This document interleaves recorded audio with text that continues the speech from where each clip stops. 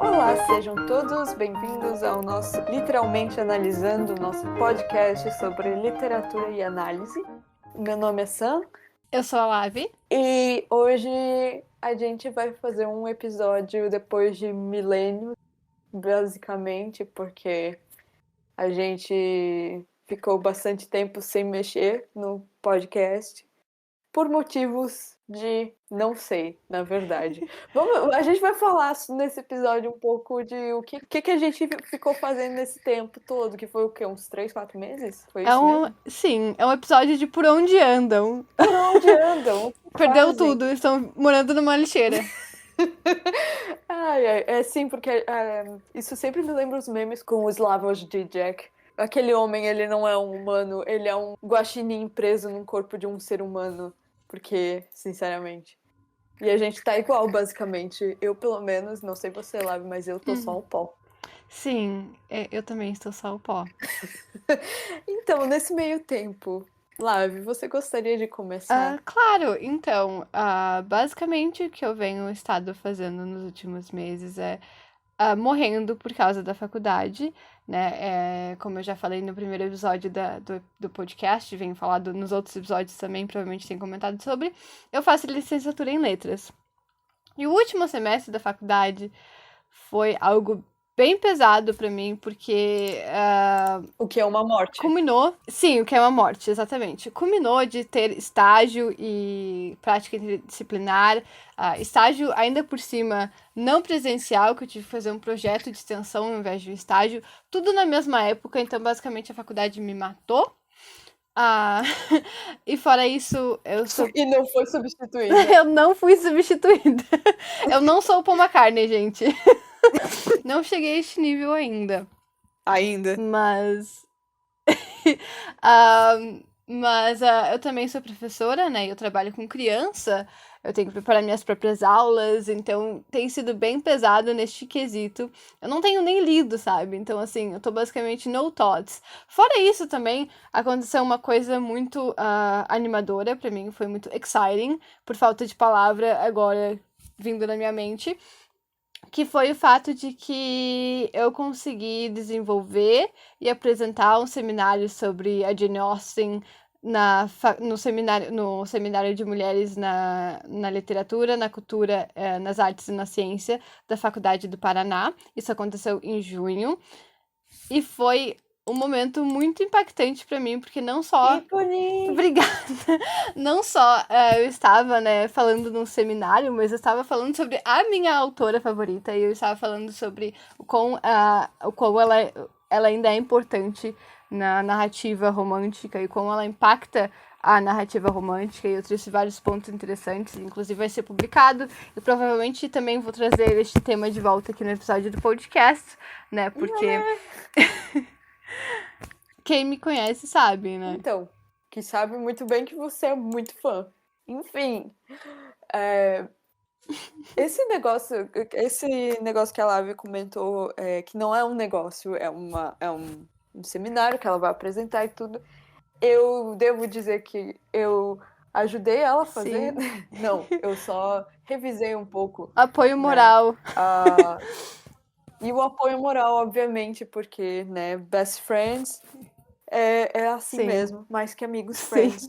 E eu devo dizer que eu tô muito orgulhoso da Lavi, porque eu vi o quanto ela se esforçou pra isso tudo, sabe? Então, nossa, Tu merece o Tocantins inteiro, Lavi. Obrigada. Eu fico muito feliz porque faz algumas semanas chegou né, o certificado que eles mandaram pra gente por e-mail. E, tipo, a mãe já mandou imprimir, já colocou num gigante de um porta-retrato e colocou no corredor aqui de casa, em lugar de destaque. Então, assim. Ai, mães brasileiras, não é mesmo? Sim, Ai, ai. tudo. Então, né, o que eu fiquei fazendo nesse tempo todo? Sim. Eu fiquei surtando, basicamente eu surtei geral. Eu comecei medicação nova, porque eu não sei, eu vou me abrir aqui no podcast, porque é isso, né? A gente é basicamente uma família, porque são as pessoas mais próximas de nós que escutam o mesmo podcast. Inclusive meus pais, um salve para os meus pais que escutam os podcasts quando lembram Um da beijo. existência. E basicamente eu tenho 2 transtornos de personalidade. Um, na verdade, é comorbidade, né, do outro. Então eu tenho borderline e tenho o esquizotípico. O que é o esquizotípico? O esquizotípico é um transtorno de personalidade muito parecido com a esquizofrenia, só que não tem todas as características da esquizofrenia, basicamente. E tem mais de um pensamento que eles chamam de pensamento mágico, ideias de referência, coisas do tipo. Então, vê a realidade de uma forma distorcida. E isso tudo não seria um problema para mim se não fosse o fato de que eu tenho alucinações. Então eu comecei a tomar medicação para isso. E basicamente foi mais ou menos a grande novidade dos últimos meses, além de eu ter conseguido um emprego na área, né? Eu estou lecionando em inglês, tanto para crianças quanto para adultos, e tá sendo muito bom. Tipo, eu gosto muito de ensinar, então, principalmente em inglês. Embora não seja tanto a minha praia, eu gosto mais de ensinar literatura. Mas, sabe, assim, eu vejo como a minha vida mudou bastante nos últimos meses em que a gente não gravou o podcast. Tipo, eu senti muita diferença minha até aqui. E, inclusive, a minha psicóloga também escuta um Um podcast, beijo então um pra salve para psicóloga de Sam. Rosângela. Um beijo para Rosângela. E vamos de homenagear todas as pessoas, né? Mas enfim. O ponto é que, tipo, eu só consegui chegar a esse ponto onde cheguei de, tipo, estar tomando medicação e tudo mais, porque eu tenho uma estabilidade com as pessoas ao meu redor, inclusive a Larve. E tudo isso me ajudou muito, sabe? E eu senti muita falta do podcast, mas precisava dessa pausa, porque foi só surto atrás de surto e não tinha como manter compromisso enquanto eu estava me adaptando à medicação. Sim. E muita coisa mudou nos últimos meses pra gente, né? Em vários lugares, digamos assim, das nossas vidas. Então foi realmente um momento de transformação muito grande. Sim, tanta gente que a gente conversava antes, agora a gente nem conversa mais. Amizades que a gente achou que ia durar muito mais do que durou. Sim. Nossa, assim, nossa, só assim. Inclusive, a Live começou o podcast é, estando comprometida, agora está solteira, viu, menina? E meninos e menines, todo mundo. Meninas. Ai, ai. E sei lá, sabe? Foi tanta coisa que eu nem sei, sabe? Eu acho isso tão interessante porque agora que eu tô começando a pegar nos livros de novo, a ler de novo, estudar Sim. de novo.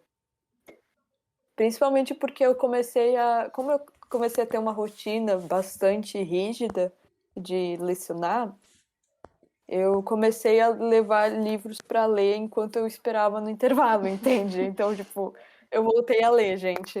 Eu Perdeu agora tudo. sou alfabetizada. Descobriu que ainda sabe ler.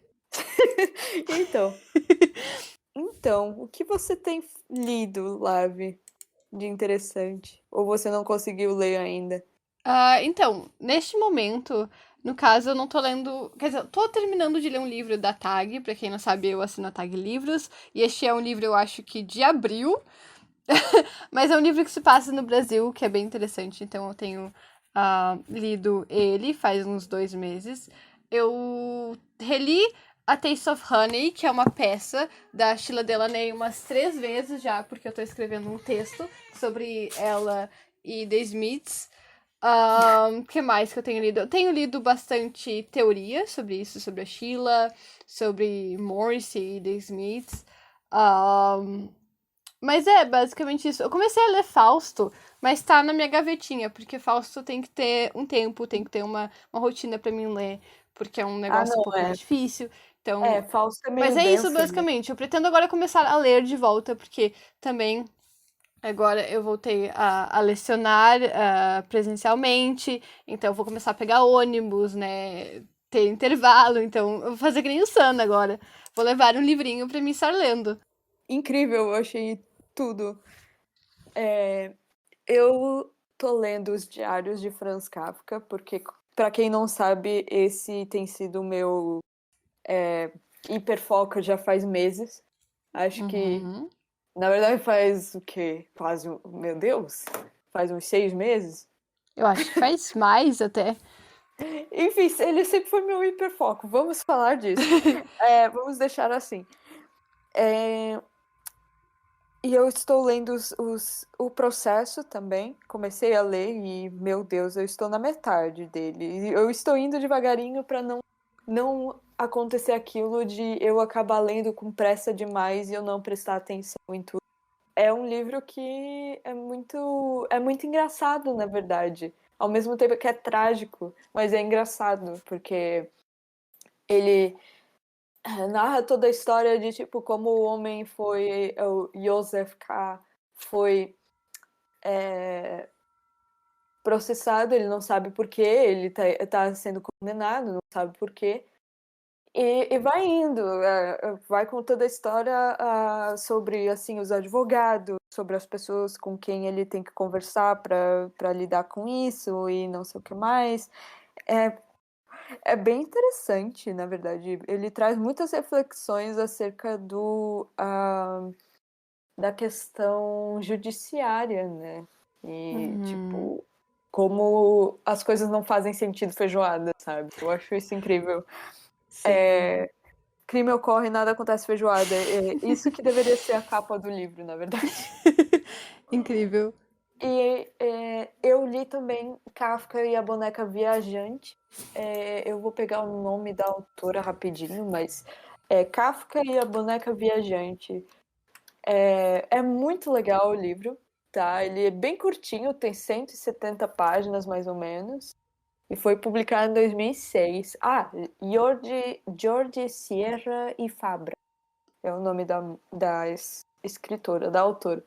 É um livro bastante interessante, que conta sobre uma coisa que realmente aconteceu com Kafka, e ele narra ele fala em algumas das cartas dele, ele menciona o que aconteceu, e a namorada dele, a última namorada que ele teve, que conta a história também, que ele encontrou uma menina que tinha perdido a boneca e ele traz cartas para ela da boneca, assim, que a boneca foi viajar e essas coisas assim.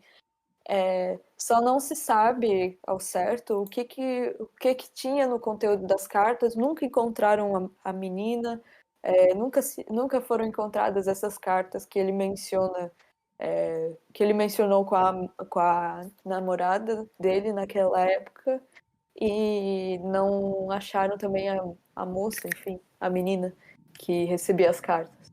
Então, não se sabe ao certo, assim, né? Tipo, às vezes pode ter sido ele que tinha mencionado assim, eu vou fazer, e acabou não fazendo. Mas é interessante, foi um livro bem legal, eu li em uma tarde, eu fiquei bem feliz comigo mesmo que eu consegui ler. Mas ele é bem diferente dos livros do Kafka, com certeza, no sentido de ela ter essa pegada mais romântica nela, de escrita, Uhum. assim, aquela mais, tipo, de como a descrever os ambientes, assim, usando metáforas, essas coisas assim, coisa que o Kafka não fazia. O Uhum. Kafka era muito, assim, do diálogo e da reflexão interna do narrador. Então, é bem interessante de ler, assim, quem gosta de romance vai gostar desse livro. Interessante, muito interessante. Já que Sam comentou sobre sua hiperfixação, também vou comentar a minha. Só que a minha, né, não é, não é livro. Infelizmente, eu sou uma música muito do áudio, né? Uma pessoa que gosta muito de música. Sim. Ah, pra quem me conhece, sabe? Então, a minha hiperfixação, basicamente, meu cérebro tem sido basicamente 24 horas por dia, no thoughts, apenas Sparks. Sparks é uma banda formada por dois irmãos, que é o Russell e o Ron. O Ron é o mais velho, no caso, ele fez 76 anos essa semana, um neném. O Russell vai fazer 73 mês que vem, também um neném. E eles são uma banda que já passou por vários gêneros, eles foram pioneiros em vários gêneros, mas eles começaram no glam rock, inspirados por The Who e The Kinks, na década de 70. Mas eles foram dos pioneiros do synth pop, do new wave, e estão até hoje renovando os gêneros como ninguém, sabe? Sem uma banda que continua sendo incrível em todos os gêneros, é eles. E eu não consigo prestar atenção em mais nada, não sei eles, porque o Ron escreve as letras de uma forma que eu gosto muito, que ele usa metáforas, às vezes engraçadinhas, pra falar sobre coisas muito sérias, que nem tem uma das minhas músicas favoritas. E isso, né, como a gente já teve um episódio sobre rock opera, quem escutou sabe que eu considero a música literatura. Então, né, especialmente música que tem essa traz a reflexão, né, traz digamos assim, não é conteúdo a palavra que eu quero dizer, porque tudo é conteúdo, né, mas que traz esse peso, sabe, tem um peso a mais. E essa música que eu gosto muito é Sherlock Holmes, ela fala muito sobre idealização romântica. E, tipo, o Sherlock Holmes sendo essa ideia de perfeição da pessoa almejada, no caso, que essa pessoa quer que a outra seja. E é bem interessante, sabe, como ele usa essas metáforas bobinhas pra falar sobre essas coisas. Então eu gosto muito do jeito que o Ron escreve, e o Russell tem uma voz que, meu Deus do céu. Hoje mesmo, antes de começar a gravar o episódio, eu tava perdendo tudo porque eu tava vendo um show que eles fizeram em 2008, que foi basicamente 21 shows, um show de cada álbum deles, então eles cantaram todos os álbuns deles lançados até aquele momento. E eu tava vendo o vídeo do primeiro álbum deles, e tipo, o Russell cantando igualzinho como ele cantava no álbum, e com a mão do bolso, e eu fiquei, meu Deus do céu, este homem é tudo pra mim. Mas enfim, né, se vocês quiserem se aventurar por Sparks, eu super recomendo, porque eles são uma banda maravilhosa e eles são pessoas incríveis e super carismáticos e inteligentes e, nossa, e lindos. A visão é muito boa também, né? Então, assim, você não tem nada a perder se você for escutar ou ver Sparks. Inclusive, eles estão lançando um filme, o Annette, que também é uma rock opera, que nunca aconteceu porque não tem o álbum em si, já foi logo pro filme e demorou 10 anos pra ser feito, que é a Annette, que vai ser lançado no Prime dia 20, então aí tá pedida, tem aí a indicação. E aparece a bunda do Adam Driver. Se Sparks não te anima, aparece a bunda do Adam Driver. Então vai conferir a bunda do Adam Driver e depois venha me dizer o que você achou do filme. Eu gosto muito de Sparks, não tanto quanto a Lavi, é claro, mas eu gosto de Sparks também. Depois que a Elu me apresentou, eu fiquei muito tipo, como que eu não conhecia isso antes? E eu gostei muito do Angst in My Pants, que é um dos álbuns deles que eu escutei inteiro e que eu gostei muito. Eu recomendo para todo mundo o Angst in My Pants, porque ele é muito de boa de ouvir, assim. Sim. Eu gosto muito de Eaten by the Monster of Love, porque é a história da minha vida. Essa música, olha. Essa música é tudo pra mim. Sim. O Angst in My Pants inteiro é tudo pra mim. É o meu álbum favorito no momento. É o álbum que eu já enlouqueci minha mãe tocando, porque eu paguei 180 no LP, então eu vou tocar ele todo dia. Com licença. Mas enfim, este álbum tem Sherlock Holmes, que eu já comentei, tem Eating by the Monster of Love, que o Sam comentou. Tem Angst in My Pants, que é a música título, que é literalmente sobre ereções involuntárias. Então se você if you are into that, you like it. Mas sério, é uma música incrível. E tem também The Decline and Fall of Me, que é uma música sobre transformação, que é uma música que Essa foi música muito é muito importante boa pra mim nos também. últimos meses. Então, assim, se você gosta de synth pop e new wave, eu recomendo Angst in My Pants. Agora, se você é uma pessoa mais do glam rock, eu recomendo Kimono My House, que é o terceiro álbum deles, o primeiro que eles fizeram na Inglaterra, porque eles são americanos. Sim, eles são americanos, mas eles vieram na Inglaterra por uma época e foi quando eles fizeram o Kimono My House. Sim, ninguém acredita que eles são americanos, inclusive, mas tudo Não, bem. nem eu.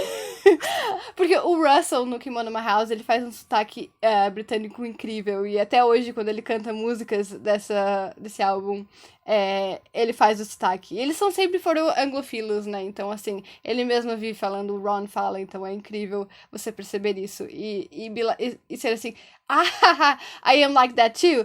But anyway, o Kimono My House, né, é um álbum glam rock, e tem uma música que é bem famosa, mas não tão famosa porque é famosa de nicho, eu acho que nunca chegou a ser famosa aqui no Brasil, que é This Town Ain't Big Enough for the Both of Us, que quem fez um cover dessa música foi Suzu and the Banshees, então talvez você goste disso também. E é um álbum maravilhoso. E o último álbum deles também, que é muito mais moderno, digamos assim, mas é tipo synth pop, but make it 2020. É o I Steady Drip Drip Drip, que também é maravilhoso, eu super recomendo. E é isso, escutem Sparks. Basicamente, escutem Sparks. Escutem Sparks, é muito bom. Nossa, eu nem sei. Eu nem sei como eu não conhecia. Eu já falei isso pra Lavi antes, mas eu não sei como eu não conhecia. Mas ao mesmo tempo, eu meio que sei porque eu sou uma pessoa que escuta as mesmas músicas, tipo, por uns 10 anos, mais ou menos, atrás.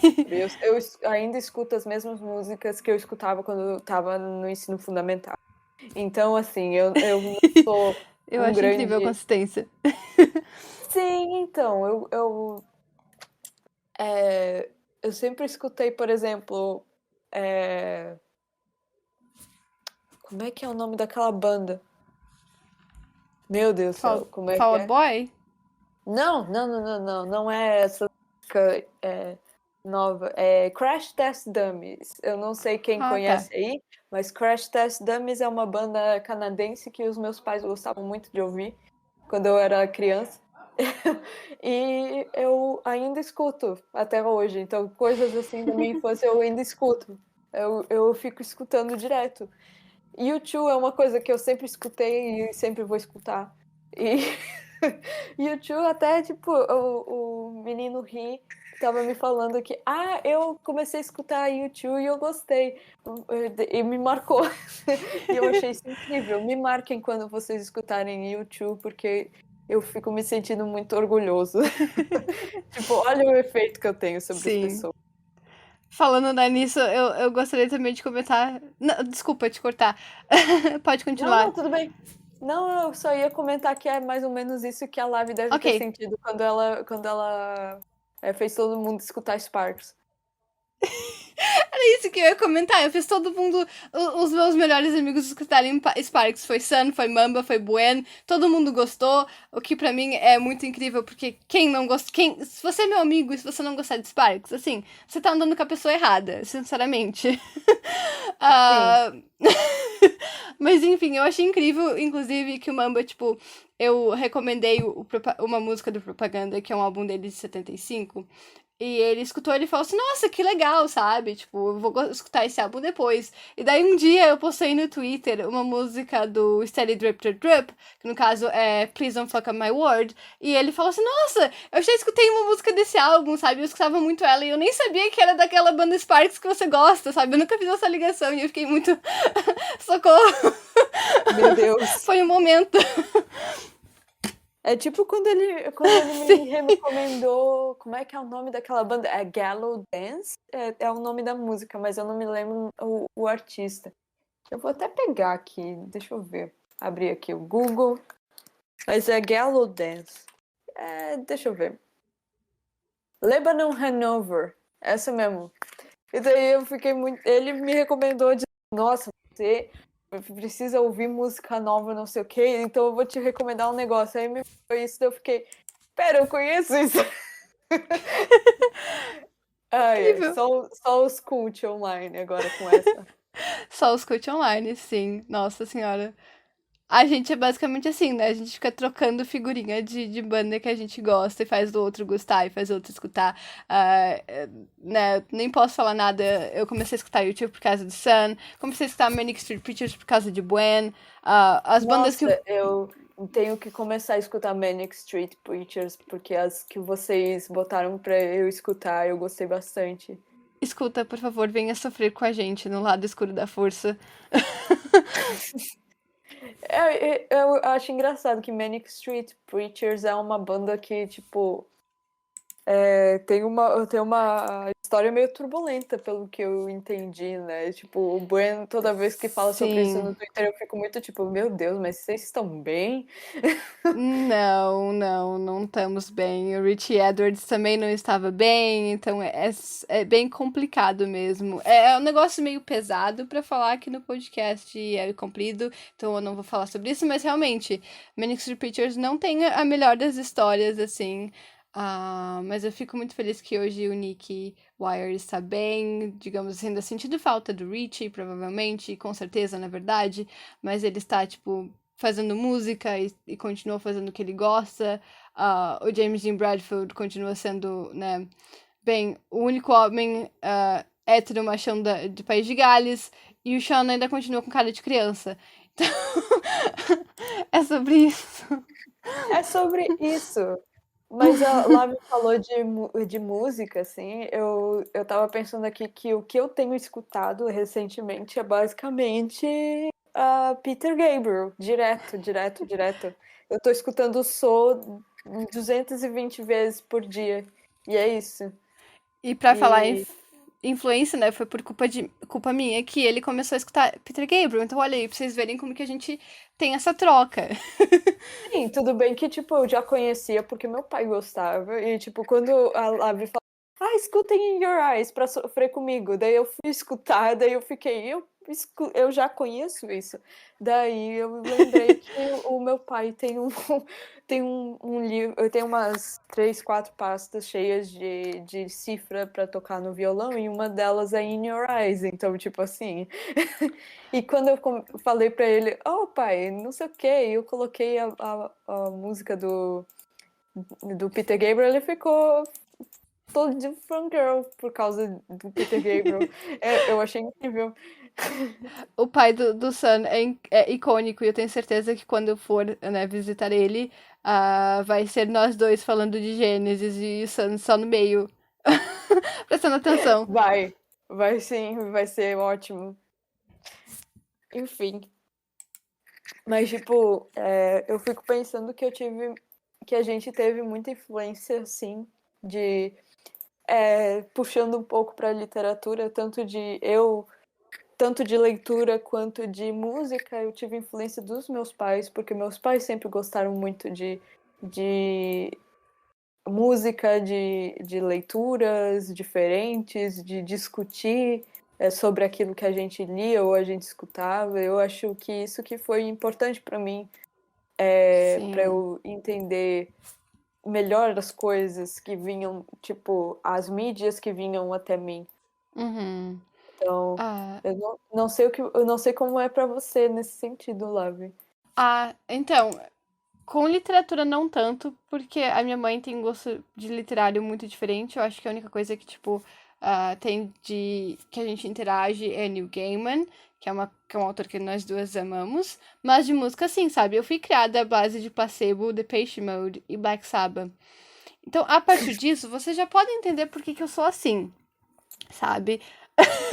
Ah, mas até hoje eu acho incrível que a minha mãe tá sempre, tipo, muito fangirl de Depeche Mode e a gente conversa sobre isso. A gente tem uma tatuagem, né, em conjunto de Depeche Mode, então, assim, o gosto musical passou de geração pra geração, realmente, mas na literatura não tanto. Mas ela sempre foi uma pessoa que me apoiou muito e ela me apoia até hoje nesse quesito. Sempre foi a pessoa que comprou livro pra mim, que me deu dinheiro pra comprar livro, que me deu esse incentivo, sabe, pra continuar o que eu gostava, de continuar de escrever, porque eu escrevo às vezes, onde eu só escrevo mais poema e análise literário e musical, mas eu escrevo, né, ainda mesmo quando essa minha vontade de escrever é matada pela faculdade, porque eu tenho que escrever de trabalho, mas tudo bem. Mas então ela sempre foi uma dos maiores incentivos na minha vida. Ela ainda é e eu amo muito ela. Então a gente tem bastante conexão através da música, sabe? A gente tem uma conexão muito forte em relação à música. E eu acho Eu acho isso é uma coisa incrível. muito importante pra mim, sabe? Sim. Tipo, o meu pai nunca foi muito de leitura, mas ele lê todos os livros que eu recomendo e os livros que a minha mãe recomenda. Eu acho isso incrível. E quando ele tem tempo, né? Mas a minha mãe sempre foi uma pessoa que lê muito. E na questão musical, a gente é bem parecido, só que a minha mãe é mais de MPB e coisas assim. Então, tipo, eu conheço as coisas, só que não sou tão fã. A única coisa que a gente tem mais em comum é, tipo, Gilberto Gil, o Milton Nascimento e como é que é? O Ney Matogrosso. Aí, tipo, eu acho que nesse sentido eu sou mais parecido com meu pai, que gosta de coisa gótica. Gótica entre aspas, né? Mas o meu pai gosta de Cocteau Twins, por exemplo. E ele apresentou isso pra minha mãe, tipo, nos anos 90, sabe? E então, tipo, eu cresci à base de Enya, Vangelis e Cocteau Twins, e depois pergunto por que eu sou assim. Então, eu acho incrível, porque a minha mãe também escutava muito Enya quando eu era pequena, e hoje em dia ela pergunta assim, por que você gosta de Kate Bush? Eu fico, mãe, mom, please. Cara, então, tipo, os meus pais, eles não são tão, assim, de Kate Bush, mas, tipo, sempre quando eu escuto, eles escutam junto e eles acham ok, agradável e tal. Mas eles não Minha mãe são. não gosta. Toda vez que eu coloco Kate Bush é quase uma luta aqui. Porque minha mãe não gosta de pessoas que tem o vocal dramático. Então ela não gosta de Kate Bush, ela não gosta de Sparks. Meu Deus. Ela não gosta. Quer dizer, ela gosta de The Smiths, mas quando o Morrissey começa a cantar, tipo, I Know It's Over, que é quase morrendo, ela fica mexendo o saco pra mim desligar. Mas, realmente, sabe? Nem tudo pode ser perfeito, nem todo mundo é perfeito. E eu gosto muito de gente que tem vocal dramático, porque eu sou uma pessoa muito dramática e isso eu gosto de emoção na música. Quem transmite emoção na música pra mim é tudo. Então, assim. Mas é aquele negócio, sabe? Tipo, Anne e Kate Bush têm muita relação de ser alternative queens in their own way. A Enya, a Kate Bush e a Bjork, né, estão ali no mesmo ciclo. Então é muito interessante você observar que geralmente quem cresceu com Enya acaba gostando de Bjork e Kate Bush, ou Bjork ou Kate Bush, sabe? Sim, então eu gosto das três. E, tipo, isso que você falou é muito real. Eu sempre gostei muito de Bjork e eu dei um CD de presente uma vez pro meu pai, de Dia dos Pais, se eu não me engano. E, tipo, ele escutava no carro, sabe? Eu achei incrível. Incrível. Mas eu gosto bastante de dramático, assim. De Smiths, o meu pai gosta muito. E ele sempre fala uma coisa que a Buen falou esses dias no Twitter, esses dias, faz um tempo. Ela falou de como o Legião Urbana roubou muita coisa do Smiths. E meu pai falava isso desde sempre, desde que eu era criança já. Ele já falava, tipo, não, isso aí, Smith já fazia antes. Eles estão imitando não sei Sim. o quê. E ainda. E meu pai é uma pessoa que, para quem não sabe, ele toca muito bem violão e ele é muito musical, assim. Então ele presta atenção em tudo, as coisas. E ele tem bandas, né? Ele toca baixo em bandas. Então, tipo, qualquer coisa, assim, que ele não passa despercebido por ele. Assim, por exemplo, ele xinga muito a bateria do Legião Urbana, porque pra ele é uma bateria ruim. E pra mim, eu concordo, porque é uma bateria muito mais simples, né? Sim. Mas, tipo, eu acho que pro estilo lá do Legião Urbana, eu acho que Que como... tá bom. Que não é bom, é verdade. Tipo, só o Renato Russo que é muito bom, né? Eu acho. Eu acho a voz Sim, eu dele gosto incrível. muito do Renato. Sim, eu acho muito interessante porque minha mãe é muito fã de Legião e esses dias ela tava escutando um álbum deles. Eu não sei qual que é o nome agora, é o que tem 16, e ela tava escutando no carro e eu tava junto com ela. Isso foi final de semana passado. E eu tava notando como o Renato canta parecido com o Morrissey, sabe? Eu fiquei muito. Como é que você não gosta de escutar o Morrissey cantando quando você escuta o Renato Russo, sabe? Eles cantam do mesmo jeito! Então, Literalmente do mesmo jeito. eu acho que é só, tipo, uma questão de ela entender que é o mesmo estilo, né? Mas deve ser porque Sim, algumas pessoas fazem mais enjoado do que outras, né? sim, sim. Mas E também a gente tava eu conversando. acho o Renato Russo bem mais enjoado do que Kate Bush, por exemplo. Sim, sim. Eu gosto Mas, muito das tipo, letras do Renato. Ele escrevia eu muito bem, também. nossa. A minha mãe, ela gosta muito de Green Day e My Chemical Romance, por exemplo. Uhum. Então, tipo, eu meio que é normal pra mim, pelo menos. Nossa, eu lembro quando a gente comentou com o Mamba que, nossa, como vocês têm os pais que são legais, assim, e, tipo, achando, tipo, nossa, não pode, sabe? Como se fosse, tipo, proibido ter pais legais, sujeito a paulada, sabe? Seus pais só podem gostar de sertanejo. Então, Antigão. E é então isso. eu achei muito estranho isso, porque os meus pais nunca foram assim. Tipo, eles sempre foram, como a minha mãe diz, um pouco fora da curva.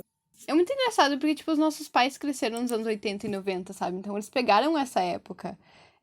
Eles estavam lá, eles viveram isso, sabe? Então é bem difícil eles não terem pegado ao menos um pouquinho. Como, por exemplo, Green Day era febre, ainda é febre, sabe? Né, e outras bandas. Placebo nem tanto, né? Depeche Mode também não. É o negócio mais nicho. Eu não sei como é que minha mãe chegou neles, assim, eu realmente não sei. Mas é interessante de você observar. O meu pai gostava muito de Depeche Mode, tipo, algumas músicas na rádio, sabe? Mas ele gostava Aham. ainda mais de Cure e essas coisas assim, sabe? Mais puxado para um gótico mesmo. E porque o Depeche Mode ainda era um pouquinho mais pop, né? Na verdade, eles, na verdade, eram New Wave, né? Eles nunca chegaram a ser, tipo, pop, só synth pop, no caso. E daí, depois do Violator, eles ficaram, né, o rock wave, digamos assim, que era basicamente rock and roll, só que com um sintetizador, o que eu acho incrível. Eu gosto Sim, muito da evolução do Depeche Mode. Embora eu goste mais do início da carreira deles, e a minha mãe já gosta mais do final da carreira deles, assim. Então a gente tem essa divergência em relação a isso. Mas enfim. enfim. Mas eu, Que mais? Fala, pode falar. não, só dizendo que eu acho interessante, porque, tipo, são vivências diferentes que culminaram em analisar o mundo ao redor também, né? Porque Uhum. eu vejo isso muito, tipo, como o estilo de música me influenciou muito nas minhas leituras. Sim. Quando eu tava quando eu tava no ensino médio, eu tava muito numa fase de ler terror e suspense pesado. Uhum.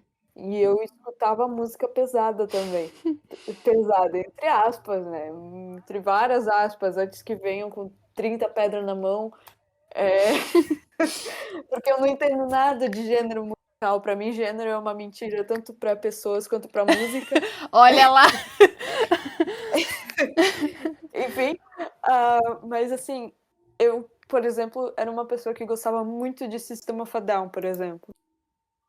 Muito, muito mesmo.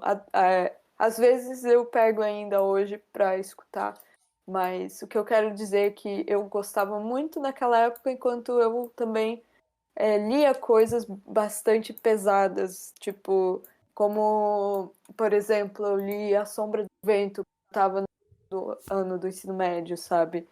A Sombra do Vento é um livro muito pesado para um adolescente. E, sei lá, eu lia várias coisas desse tipo e eu acho que foi quando também eu comecei a ficar fissurado pelo Neil Gaiman. E as coisas do Neil Gaiman são meio. Tipo, elas não são pesadas, né? Não é um terror, mas também não é assim, aquelas coisas fofinhas, não é um mar de rosas, né? Então, sei lá, eu vejo isso, como isso me influenciou, sabe? Não sei você, Lavi. Tipo, eu vejo como isso tudo me influenciou, tipo, na minha leitura, quanto no que eu escutava, consumia enquanto música, sabe? Não sei como que foi Uhum. pra você nesse sentido. Então, música sempre me influenciou muito, ainda me influencia, eu deixo isso claro sempre. A gente já começou a falar de música por causa que eu trouxe neste ponto. Então, obviamente, música também inspirou o meu gosto literário. Estava lá eu aos 14 anos lendo 1984, não porque eu estava na minha época, né, esquerdista, embora basicamente eu tenha começado um pouquinho mais cedo já a me revoltar contra o sistema, mas foi por causa de David Bowie, sabe? Eu li 1984 por causa do Bowie, porque eu descobri, olha só, esse álbum do Bowie é inspirado num livro, eu vou ler este livro, sabe? Então foi isso que me fez ler 1984 pela primeira vez. Eu estava aos 13 anos lendo Lolita por causa da Lana Del Rey, sabe? Então, música sempre me inspirou bastante nesse quesito. Nossa, mas Lolita é muito pesado.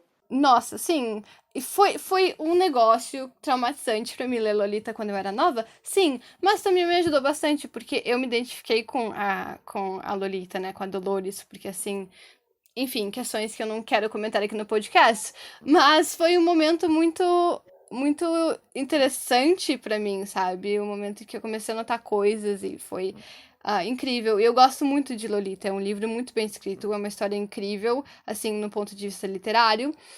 Só que eu nunca leria de novo.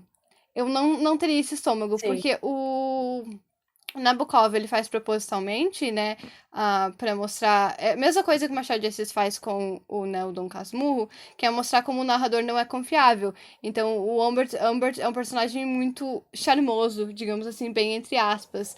E quem não é homem cis, hétero, com propensões pedofílicas, nota a maldade nele, sabe? Mesmo ele tendo esse charme, porque basicamente a proposta do livro é ele se defendendo na corte, tentando dizer que ele estava apaixonado por Dolores e por que ele abusou dela, né? Então, é um livro bem forte, mas é uma história muito importante, sabe? E era a intenção do Nabokov mostrar esse lado perverso do Humbert, mas, enfim, por isso que é um livro tão bom, sabe? É um livro tão importante, mas, mais uma vez, eu não leria de novo, porque traumas. E realmente, assim, quem tem trauma com isso ou quem não deve ler, não leia. Então, é uma coisa que eu tenho muito receio, porque é uma coisa que eu passei também. Uhum. Então, tipo, complicado. Quem tem esse trauma, tipo, tem que cuidar para não Sim, para não ficar triggered com essas coisas exato. E Lolita ou engatilhado. é muito, muito engatilhante. E eu não vou nem comentar, porque só de comentar sobre isso é engatilhante. Então, assim, se você tem algum trauma, se você não gosta do tema, ou se você for homem cisete, não chegue perto de Lolita. Eu falo isso porque realmente a maioria dos homens cisetes que eu conheci, que tinham lido Lolita, não tinham entendido a história e se identificavam com o Humbert.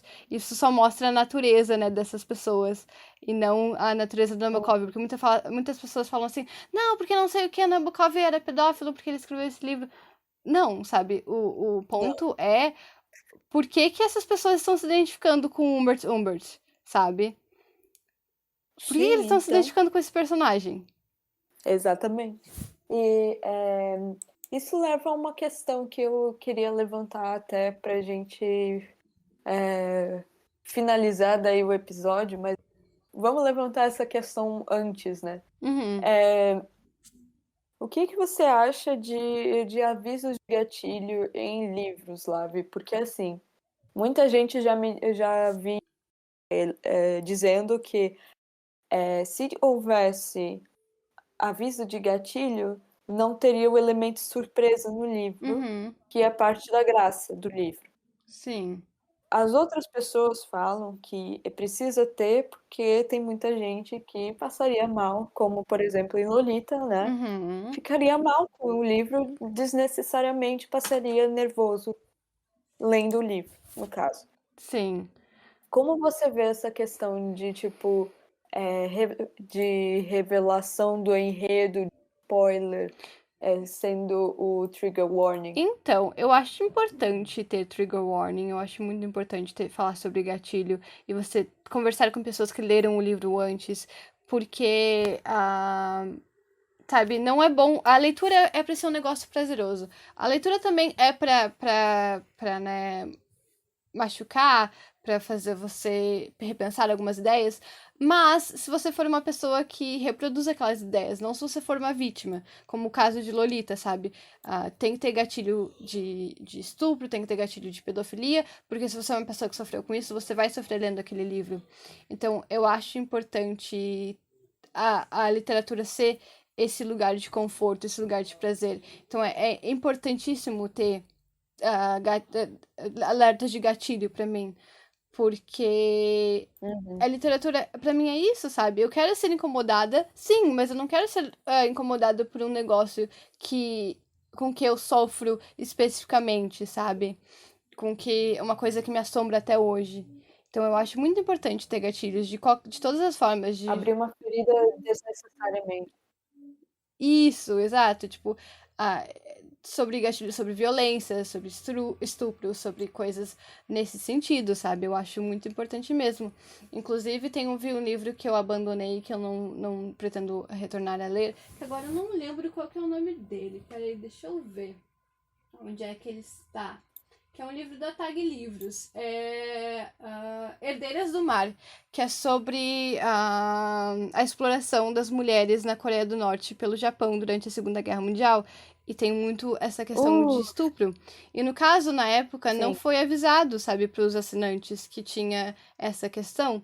Então eu comecei a ler e quando eu cheguei nas partes que falava sobre isso, e são umas cenas bem fortes, eu tive muito ataque de pânico e eu larguei o livro. Eu até cheguei a comentar com isso com outros assinantes que também tiveram experiências semelhantes, né? Então, assim, Sim. eu acho muito importante por isso, sabe? Porque né, na Tag Livros é um clube de assinatura de livros, e mesmo tendo, tipo, um livrinho de acompanhamento, falando o resumo do livro, não comentava sobre cenas fortes em relação a estupro, sabe? Então, assim, já tinha ali o tema, mas não tava te preparando pra isso, sabe? Não tava te avisando pra isso, sabe? Então, eu acho muito Sim. importante ter alerta de gatilho. Basicamente, esse é o resumo da novela. Sim. Não, mas ótimo, porque assim, muita gente acha que eu sou uma pessoa, por exemplo, que sou contra a ideia de achar que aviso de gatilho é igual a spoiler, porque não é revelação, não é uma revelação do enredo, é uma revelação de coisas que podem aflorar e coisas que podem Sim, deixar a pessoa desconfortável com coisas que não precisa deixar exato, desconfortável. exato. Porque eu acho que, como o meu queridíssimo Kafka já disse uma vez, os livros devem ser como, como um machado para quebrar o mar congelado dentro de nós. É Uhum, verdade? sim, Porém, esse machado ele não é para trazer traumas à tona no sentido de eu sei o trauma que eu tive, eu sei o trauma que eu passei e sobrevivi, eu não quero passar por ele de... exato, exato. Sim, nesse quesito de estar falando sobre trigger warnings, né, e sobre a violência desnecessária, eu gostaria de comentar também sobre Uhum. como muitos autores tendem a usar, né, do artifício do choque e da violência barata e de coisas assim para Nossa, incrementar uma sim. narrativa que não é boa. Então, assim, Sim, jogando isso na roda, que tem muito autor que realmente apela para o uso de violência E tá aí o problema, sabe? Esse negócio de, mas se colocar aviso sobre violência, não sei o que, sobre esse turning point do livro, desse plot twist do livro, dessa coisa que acontece, vai acabar com o livro. Tá, mas se essa coisa que é bem violenta acontece e é o plot twist do livro, sabe? E o livro todo gira em torno daquilo ali. Será que aquilo ali é uma narrativa boa mesmo? Sabe? Se vai estragar Então, todo o livro de você falar que é, contém aquele, aquele assunto, sabe? tem um livro que começou no Tumblr e que acabou virando uma trilogia realmente. Se chama The Raven Cycle, eu não sei se você conhece. Não, achei que você estava falando de After. Não conheço este. Eu acho que é The Raven Cycle. Deixa eu ver se é mesmo, tá? The Raven Cycle, esse mesmo. É, é um livro que eu acho que é esse, tá? Mas eu posso estar enganado. Ele fala sobre um grupo de garotos, enfim, que acabam se tornando uma família, sabe? É como se fosse uma família achada. Uhum. E o livro ele é bastante pesado por causa dos traumas que os meninos passaram, tipo, antes de chegar ao ponto de se encontrarem e falar sobre, tipo, essa questão da trajetória deles, sabe?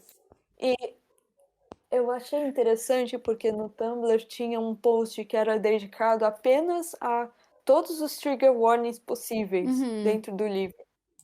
E, tipo, eu li todo porque eu pensei, eu sabia que no mínimo teria estupro, entende? Uhum. Então eu fui ler para justamente ver se, tipo, como é que isso funcionava, né?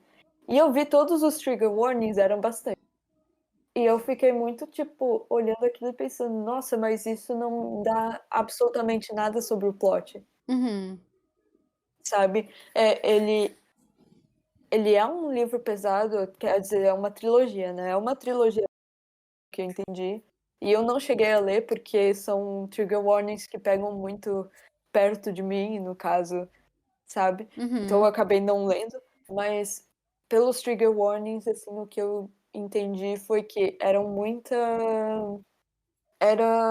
não era revelação do enredo, era só tipo, vai ter isso e aquilo no livro, mas não dizia assim quem que era, o que estava Sim, acontecendo, sim, sabe? exato. Então eu acho que é uma trilogia que justamente fala sobre a dor e fala sobre momentos ruins, só que não é o tudo do livro, Não né? é sobre isso em si. Eu acho que o livro é sobre achar a sua família, achar seu lugar, pelo que eu entendi. Uhum. Então, tem isso, você consegue escrever um livro sendo pesado, mas que não é gratuito, né? Sim, sim, exato. Que não se baseie no plot twist, né? Porque É, tem essa noção barata que um livro só é bom se ele tem um plot twist no final, né? Então, se ele tem um plot twist que é chocante, que deixa você na beira da cadeira, e é porque vem demais, né? Ou seja, tipo, ou, por exemplo, uma trilogia que cada um é um plot twist no final, e tem aquela coisa que te deixa esperando o próximo livro. E às vezes não é tão bom, né? Você só lê porque você quer saber o que vai acontecer. Só fica curioso mesmo. eu acho plot twists bastante superestimados, na verdade. Uhum. Tem um livro que é muito bom e que as pessoas não esperariam ter um plot twist dessa autora, e sim, eu vou falar dela de novo. Mas, né, que é no caso, é Emma, da Jane Austen. Esse livro tem um dos melhores plot twists já escrito na literatura. And I'll die on this hill.